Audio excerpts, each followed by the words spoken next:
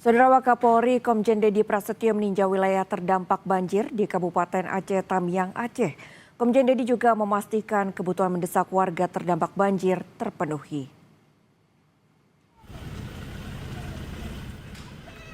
Mendarat di Aceh Tamiang, Wakapolri bersama Bupati Aceh Tamiang, Armia Fahmi, langsung menuju posko bantuan Kementerian Sosial. Komjen Dedi mendata kebutuhan yang darurat warga terdampak banjir. Di antaranya air bersih, air minum, pakaian, truk-truk untuk mengangkut logistik dari pelabuhan menuju titik-titik pengungsi. Dan Wakapolri juga menemui Kapolsek dan Kapolres setempat untuk memberi bantuan sekitar 600 setel pakaian dinas lapangan ke personel kepolisian setempat.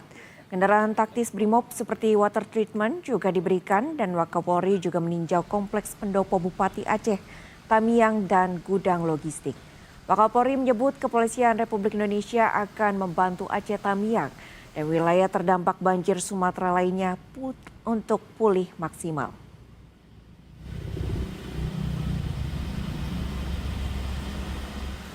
Kita sudah mendatakan beberapa kebutuhan mendesak yang harus segera kami penuhi. Yang pertama ada lapangan, yang kedua water treatment, kemudian kita juga akan mengirim water jet, kemudian kebutuhan untuk ibu-ibu dan anak.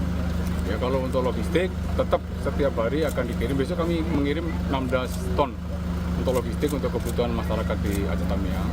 Tapi yang jelas Pak Bupati nanti sebagai lini sektor terdepan untuk penyaluran distribusi. Demikian juga Pak Bupati tadi minta tambahan alat transportasi berupa truk. Nanti truk insya Allah coba saya komunikasikan dengan Kapolda Sumut. Kapolda Sumut ada beberapa truk yang bisa kita dorong ke Aceh Tamiang. Nah, nanti dari gudang logistik punya Pak Bupati akan distribusikan kepada masyarakat, khususnya masyarakat pinggiran yang saat ini masih sangat sulit terjangkau.